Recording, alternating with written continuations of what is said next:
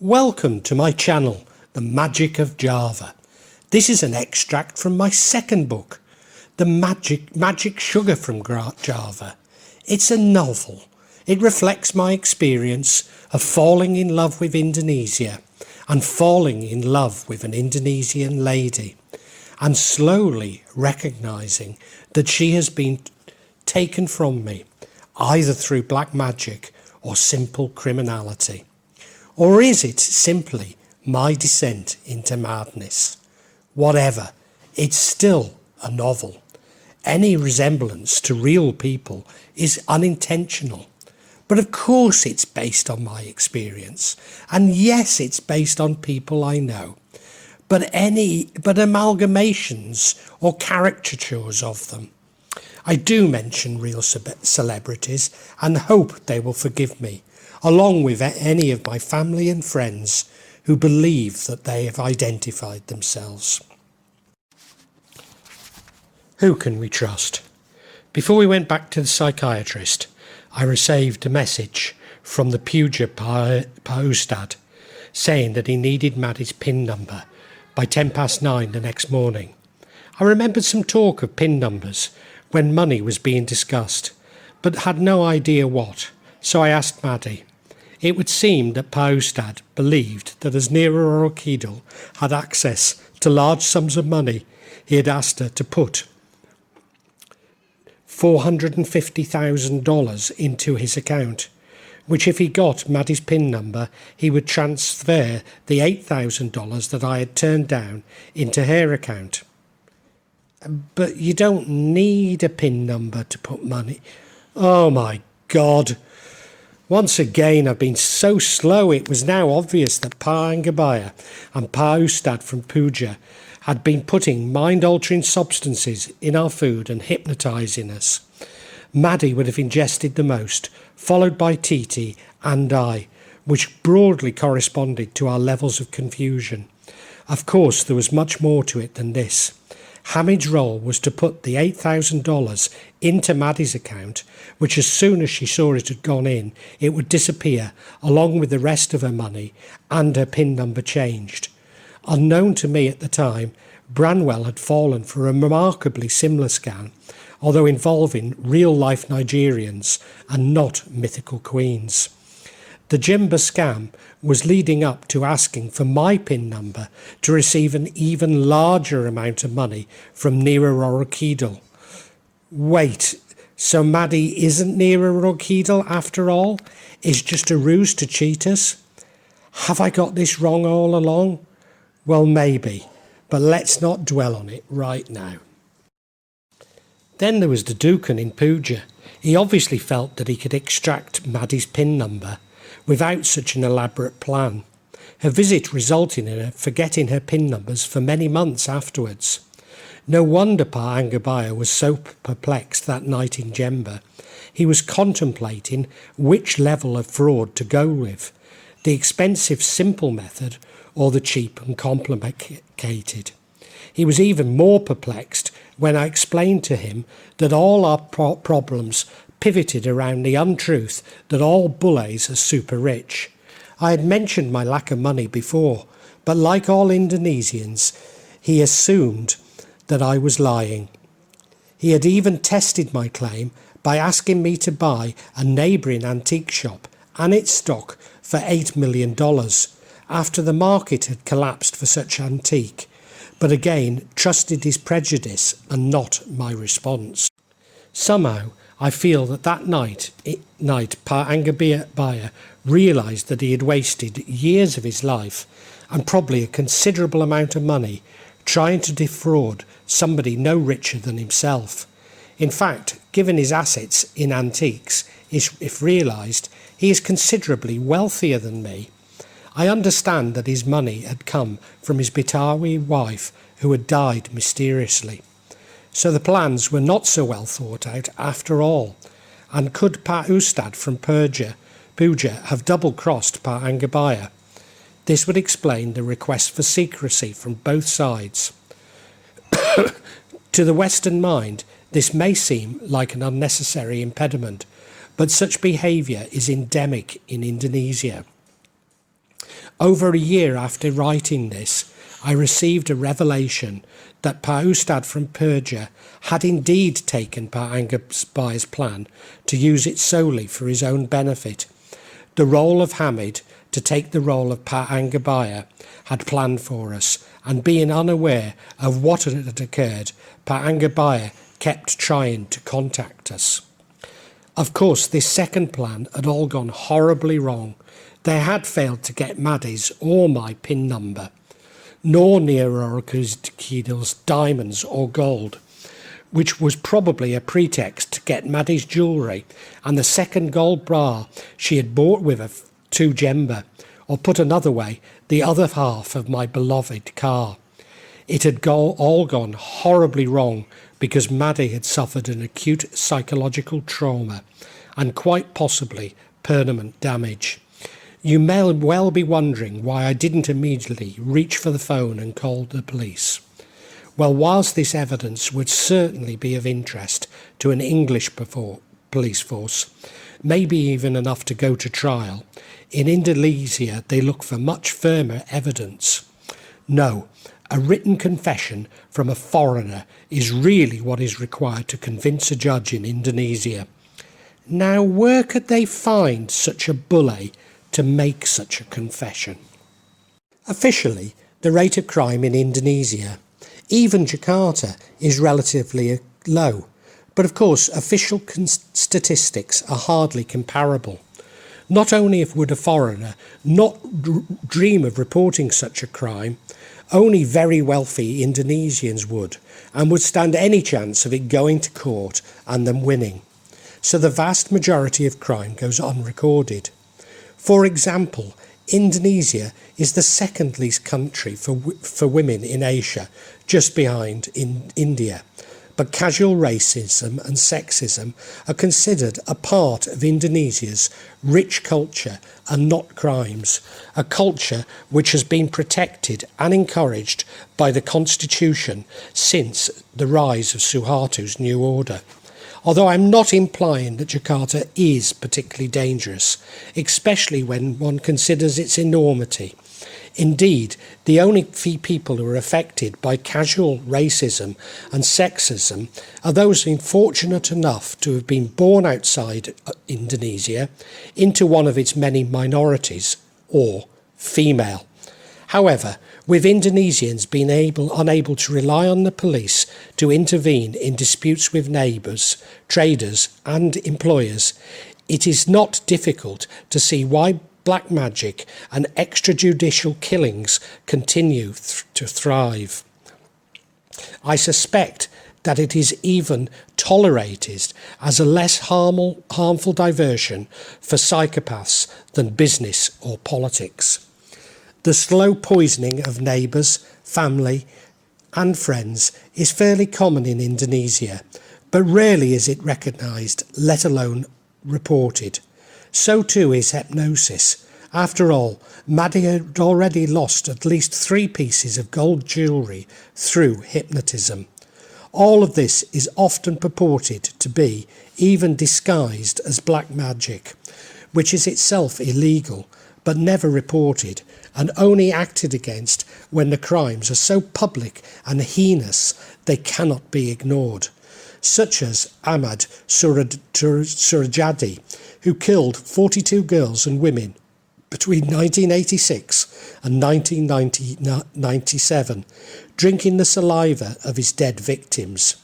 These victims were strangled after being buried up to their waists in the ground as a part of a ritual to make them beautiful or wealthy. Recently, a Dukan in Sulawesi Tengah named Jago, meaning cock, was discovered to have held a 13-year-old girl in a cave and sexually abused her for 15 years after her family brought her to him seeking his help. Maybe ours is an extreme case, but not that extreme. After all, we are still alive, and many die, though not so often buried up to their waists, but from poisoning, etc. Some 9 months after our nightmare, the papers contained a bizarre story about a religious cult called the Jellyfish Kingdom, based in Serang, Banten.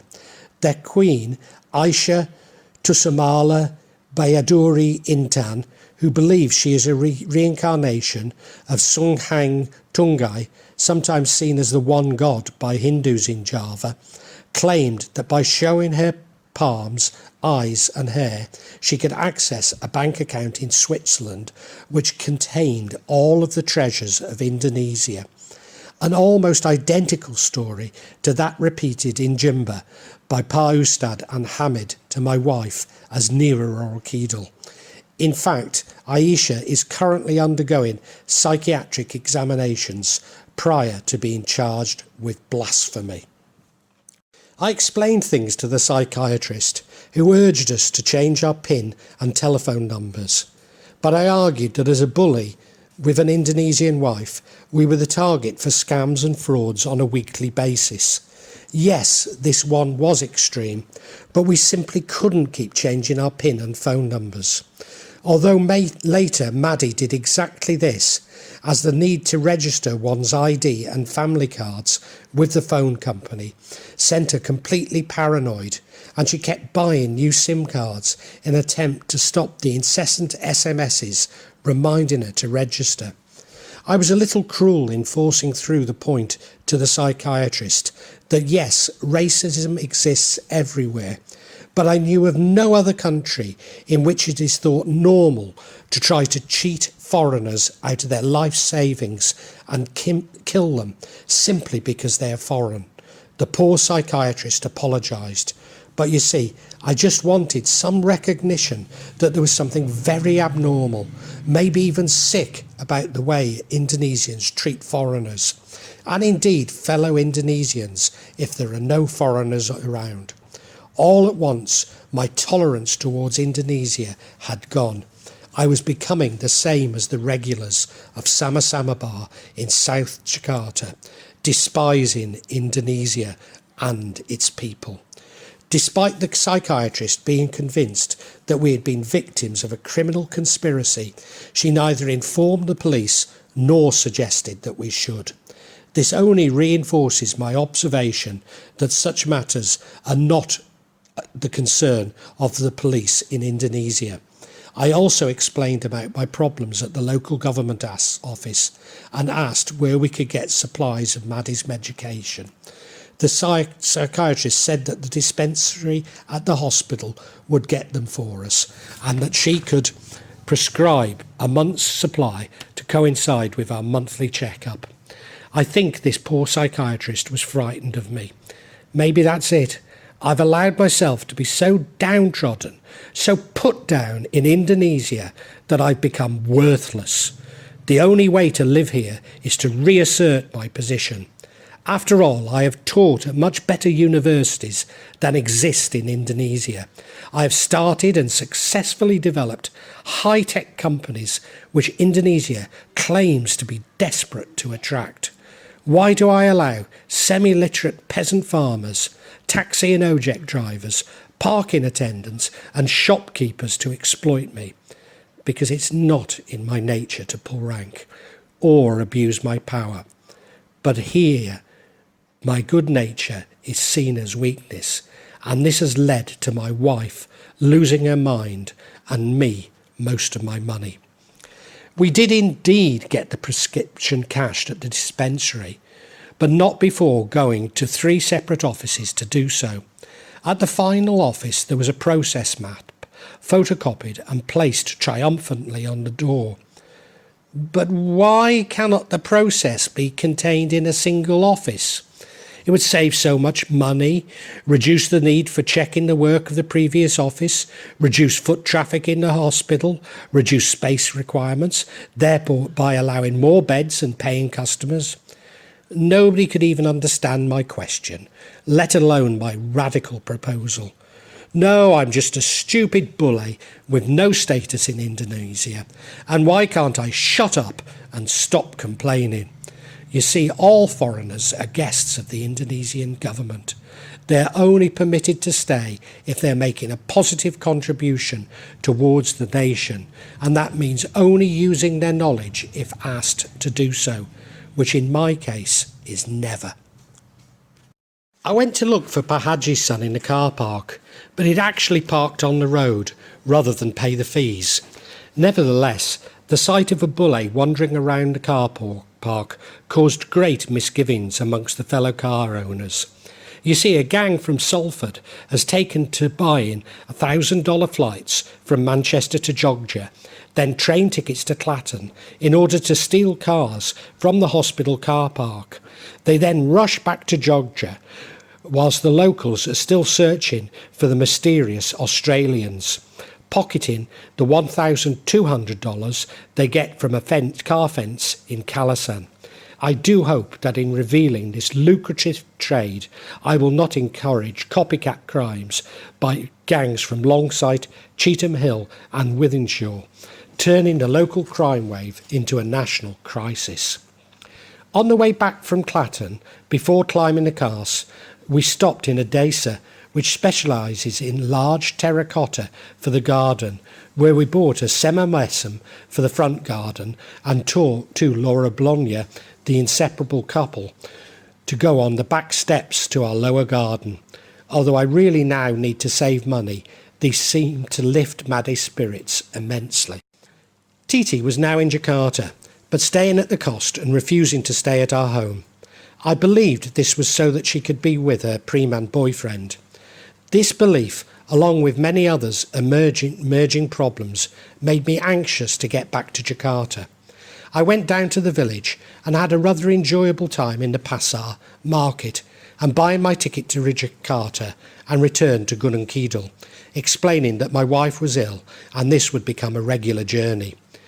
Maddie came with me to the terminal to catch the night bus, but before I actually left, which was very late, she felt unwell.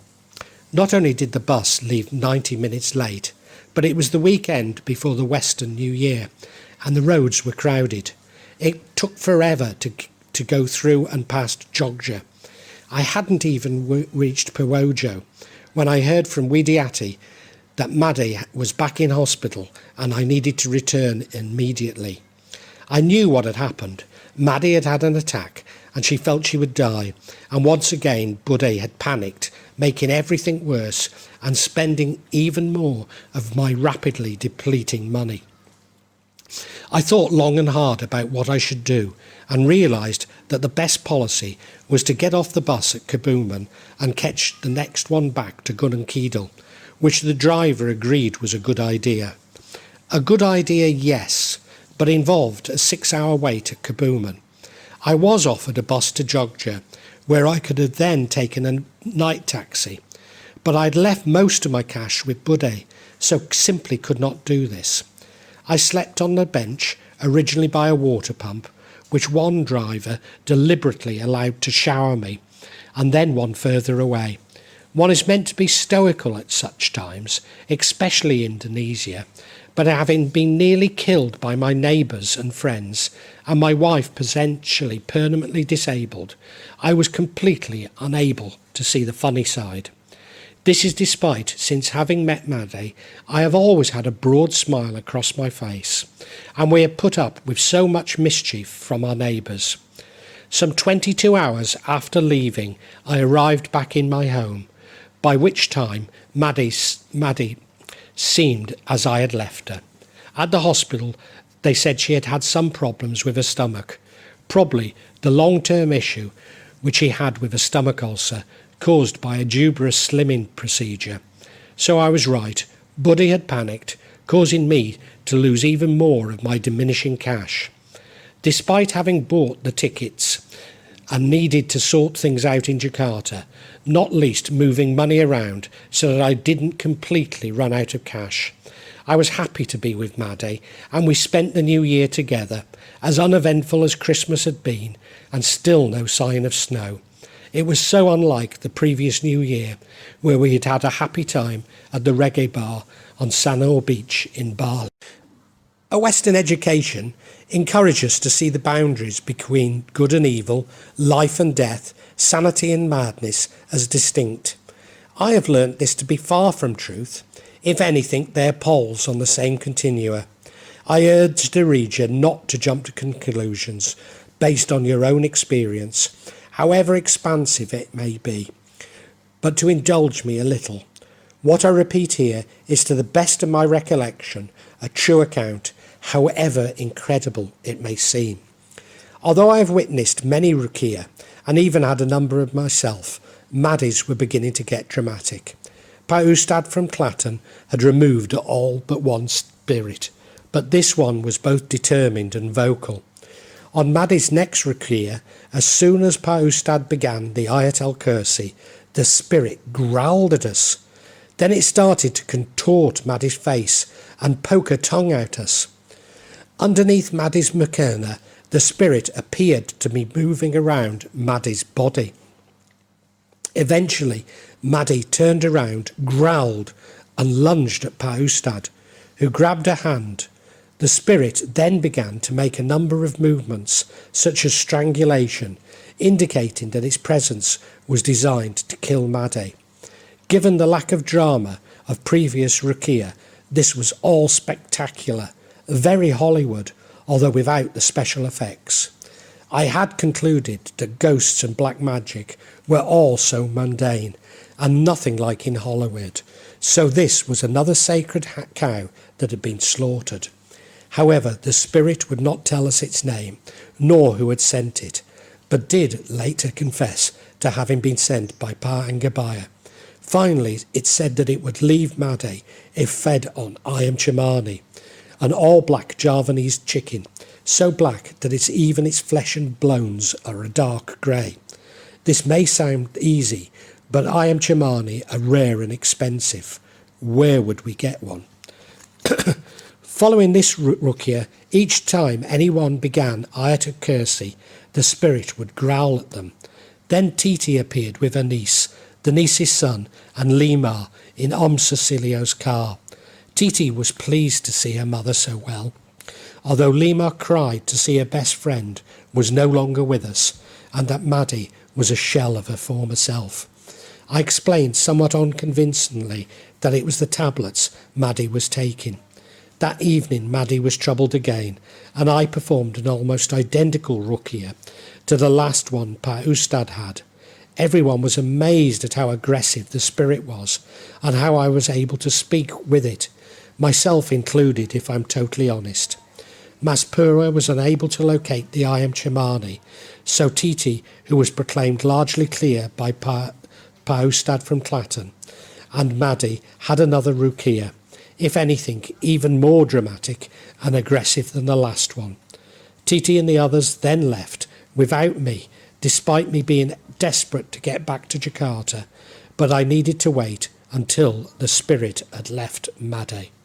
Eventually, Mas Purwa tracked down an Ayam Cemani, mercifully at a reasonable price, just 10 times the cost of a regular free-range chicken, especially as it's been called the Ferrari of chickens in the West. During the next Ruqyah, the live chicken was brought into our front room and showed to the spirit. Finally, the spirit seemed to be leaving Maddie, and the chicken was slaughtered and cooked before Maddie ate some, which she confessed tasted awful, as in my experience the latest expensive culinary fads always do. There was one more Ruqyah that day before Maddie was pronounced clean. Somehow I was unconvinced.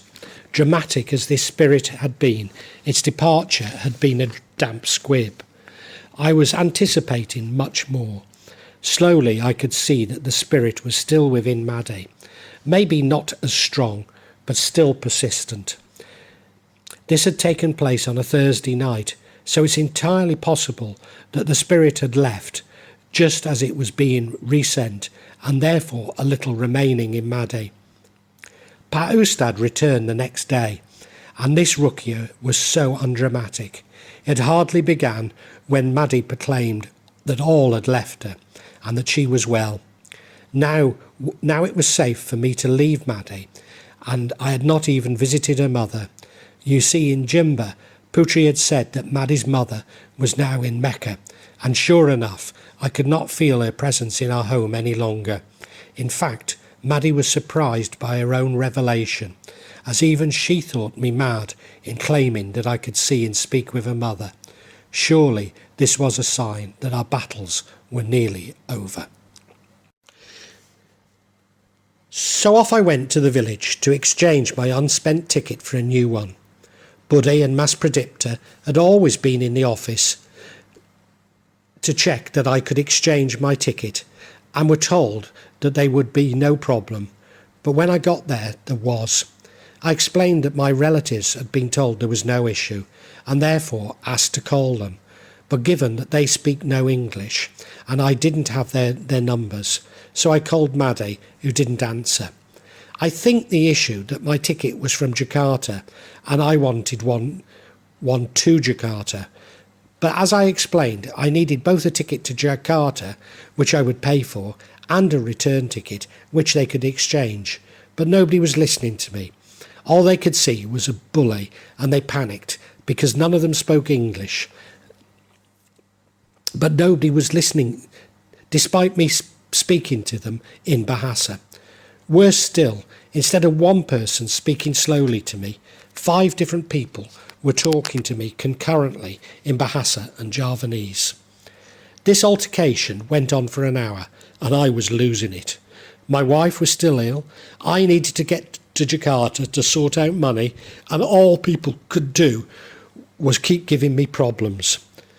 A man next to me spoke in English, but I was in no mood to engage with him, as I have shared with you my concerns about Indonesians who do not speak English.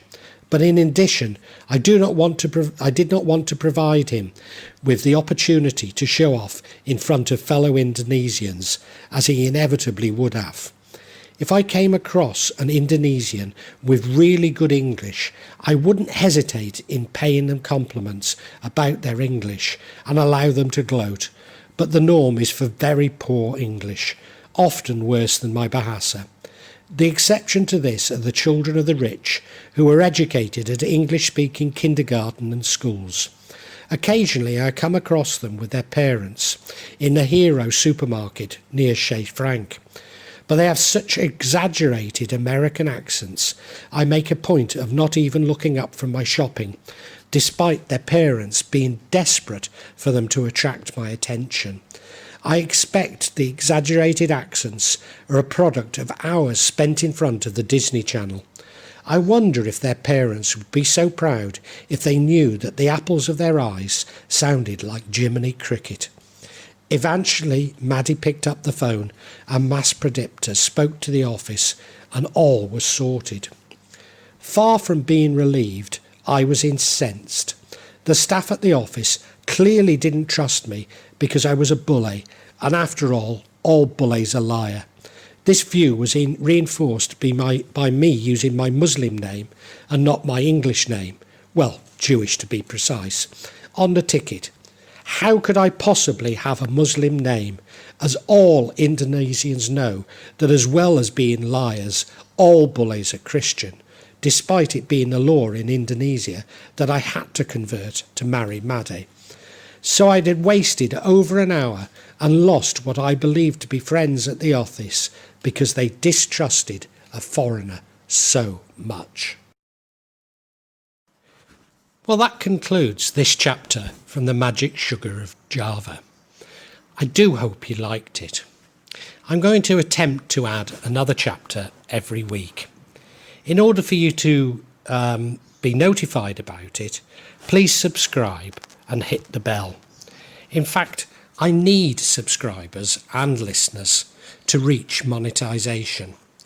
And I do want feedback, but I also want to stay true to my experiences. I really want to keep things real. So therefore, I don't want to alter the format too much. But above all, thank you for listening. Thank you so much.